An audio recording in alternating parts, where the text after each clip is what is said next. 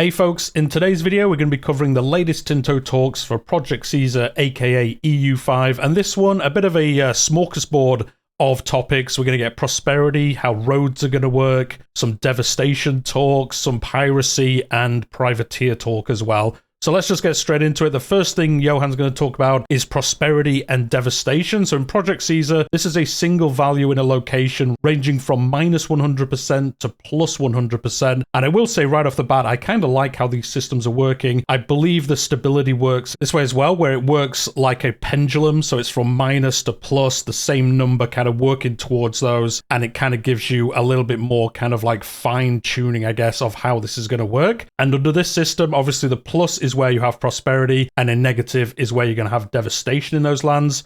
Prosperity represents how prosperous and resourceful a location is. A prosperous location increases development over time. Prosperity will slowly rise unless different negative circumstances reduce it. If it goes negative, it will then cause devastation. So as he was saying, between that minus and plus 100% for this system. There is no direct way for a player to increase prosperity, but having a peaceful country will have it increase slowly over time. I'm kind of surprised there's no way to do it, but I guess it kind of makes sense. Although I would thought like if you had a lot of money or something, maybe you invested in buildings a lot, you get more prosperity. But I guess this is really just like the underlying system for as the game progresses through the eras, everywhere kind of gets more prosperous as a rule. And then on top of that are the buildings and things like that that you build. So I guess I can kind of see why it works this way. And you can see here in this first screenshot, yes, we're back in Kalmar. Prosperity is 25%. I will say more so than any other dev diary for this game.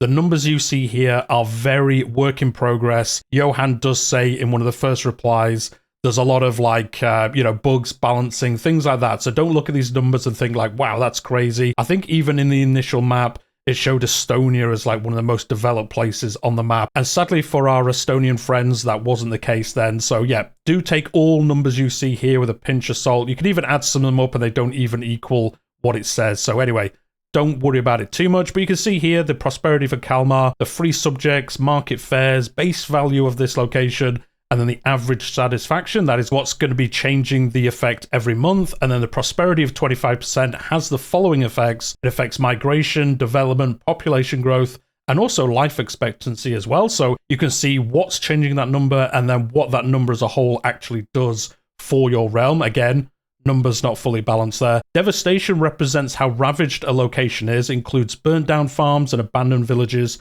And the biggest source of devastation is blockades and occupation. So you don't want to get your own lands occupied or blockaded as much as you can. It has a rather huge effect on a location over time, reducing how much food and raw materials it produces and the population over time. So again, as they've talked about in a lot of these dev diaries, you don't want to get stuck into these long protracted wars, especially if you're the one that's kind of losing those wars and people are occupying your realm. That is basically going to destroy your realm for the short to medium term. So you really don't want to get into these long wars like you can kind of do in EU4 without too much of a repercussion. In EU5, as we've seen with a few other mechanics, you don't want to be doing these long drawn out wars. They are going to be a bad time for you. If you have high devastation in any location in the province, the Age of Renaissance has an advance that enables a cabinet action where you can focus on recovering devastation in the province until it has become fully healed. That is a way to bring it back in line, but obviously it's also going to cost you, I would imagine, in some kind of resource for you to be able to do that. Ideally, you do not want any kind of war or conflict happening on your own lands, as we've already discussed. And next you can see in this rather large tooltip, this is the devastation in Palanga, and this is really showing like the opposite of the one we saw before. So the changes per month, you can see is occupied, minus 2%, really just wiping out any positive modifiers they had. So you can see you do not want your lands being occupied. Due to devastation here, it will also recover by 0.5 each month. So I guess that is kind of trying to bring it back in line after the devastation has ended, I presume. And then lastly, the devastation of 10% has the following effects, and you can see it's causing a lot of problems across everything here. Again, not balanced fully, but you can see it affects a lot of things. Population promotion, raw materials output, growth, food production, even literacy, and monthly development growth as well. So you do not want to do this. It is going to be a bad time. You've got to plan those wars a lot better. And as mentioned above, a lot of talk about development there, but how is that going to work in EU5? So development, one concept that has been in many of their previous Grand Strategy games is development. It's been used for a wide range of things, But in Project Caesar, development represents how cultivated the land is and how much it is used by the population living there. The higher the development, the more people can live there and the more it can be exploited. As mentioned in earlier Tinto Talks, this is a value that the player will only have indirect control over, but you can have your cabinet working to improve development in an entire province at once. Development helps a fair bit in improving the quality of a location, but all these values, as I've already discussed, are being balanced here. Don't worry about them too much. So you can see here, development is 17 in Kalmar. The changes per month due to the prosperity. The developed province, I think that is the council task he's talking about. Wooded, it is coastal, and average literacy of the burghers. And then the development of 17 has the following effects. You can see a massive list here of things. 200% institution growth. I think that will get modified down. But you can see really all the areas this will affect. Again, don't worry about the numbers. You can see, though, it affects buildings, migration, supply capacity, population capacity, blockade force required. They talked about that, I think, about 10 dev diaries ago, about how blockading works. So if you do need to catch up on that, do go back and watch my earlier videos. Market attraction, life expectancy, construction speed, all these different areas of the game you're going to see improvement with if you are able to increase that development of a location. Next, they're going to be talking about roads. We've seen these in pretty much all the Paradox games, apart from Stellaris, obviously. I guess they've got like space roads. In Project Caesar, this includes one of the most in-depth systems of roads they've ever made. A road is basically a connection between two land locations that reduces the proximity calculations from 40 down to 20. Most settled nations start with the capacity to build gravel roads, but there are 3 advances in later ages that introduce new types of roads that can be built. These roads will reduce proximity further and increase movement speed of armies. This is going to be amazing. If you're not sure what proximity means, it was covered in an earlier dev diary, but the TLDR is really how much control your capital has over the rest of your realm. So having these roads halves the calculation for this, or part of it at least, which means you can spread your influence within your own nation more if you have those roads. It's really about thinking like, oh, how could a messenger get somewhere? How does a far-off settlement kind of feel the control of your nation? And that's really what these roads are going to help you with. And then, as it says, also the movement speed of armies. You can obviously build these out to the borders of places you're thinking of attacking later, and you'll be able to move your armies there a lot quicker. Have some fun times doing your wars. Now, all of this might sound a little bit like it could be micromanaging if they had used the ways railroads were built in Victoria 2, or how roads were built in Imperator, but we will have an easier way to build or upgrade road networks, and you can see that in the next screenshot I'll put up here. So here we have Kalmar selected, and we are currently looking at the road to Ida. Definitely not how you pronounce it, which technically is in Norway at the start of the game. You can always build a road into the location of any country you have positive opinion with you, so road networks can be used for trade as well. So that's pretty cool. You can actually build them into your kind of like trade allies or even your like alliance members, and that will help you obviously get better trade, but then also move your armies through their realm and things like that. Now, looking at the map, the green locations are locations where you can afford to build a road from Kalmar at the moment. Striped locations are where there is currently a road network, and the white outlined locations are the proposed path for the road between Kalmar and Ida. And you can see that. I guess you just press this button, yeah, build gravel road.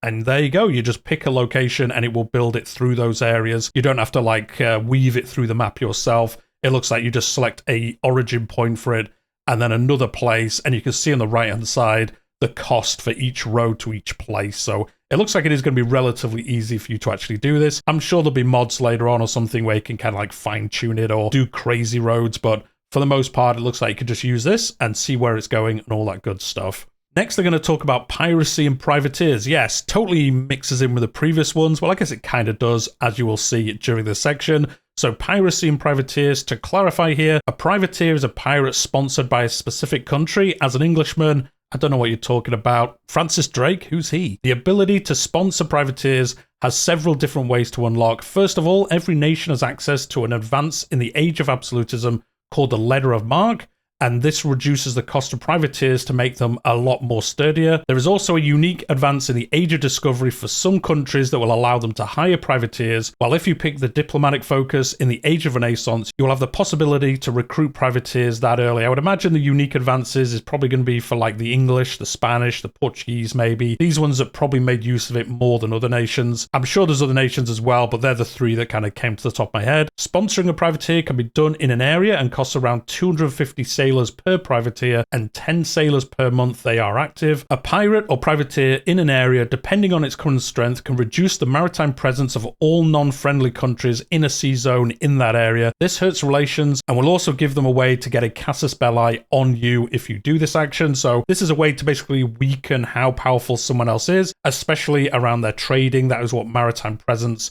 does help, and it also helps in your proximity, so how well another nation can control its land. So it is going to be pretty useful to do this, but as Johan says, it is going to affect your relations, obviously, and then they will also get a casus belli on you. And he is, as a little bit of a spoiler, going to talk about casus belli next week, so that is going to be some more information around that for us. So how do you fight privateers? Well, you have to have a fleet of ships in any location in the sea area, and they will actively reduce the capacity of these pirates. Galleys are a bit better than heavy ships at pirate hunting, but lighter ships are by far the best at dealing with pirates, where a single light ship is about 10 times as effective as a heavy ship at the start of the game. That makes sense, you know, the smaller ships, a little bit faster, they can find the pirates. The big heavy ships, the ships of the line, they're going to have a hard time kind of like finding them, scouting out as quick as they can. And then on top of that, as he was talking about earlier, there is piracy as well. And there is a situation in the latter half of the 16th century where piracy will start to grow in certain areas of the map. Pirates will have a chance to spawn from locations with pirate covens. These are buildings that peasants will build in coastal locations where control is very low. So yes, if you have these colonies, I would expect, especially if they kind of get out of hand, if you're not really looking after them, they have low control. They're actually going to start building pirate buildings and going out on the high seas and having some pirate action. So that's going to be pretty cool to see. And then the last screenshot we're going to be shown here, this is actually a privilege you can grant to the burghers, which will help privateers be more cost effective. So it's going to make the burghers 10% more happier, 25% more in power, I think the right hand icon means. But this does give the benefit of 20% cheaper privateers and 10% cheaper maintenance on them as well. So that is a pretty good bonus. It's whether you want to kind of balance that out to give in the privilege to the burghers, but that is a way to kind of specialize, I guess, a little bit into privateering for your realm. And with that, that is the end of the Dev Diary this week. Like I said, not a huge one, but covering a few different areas that are all kind of interlinked with each other. And I think from what I've seen here, I'm happy with all of this. Let me know what you think in the comments down below.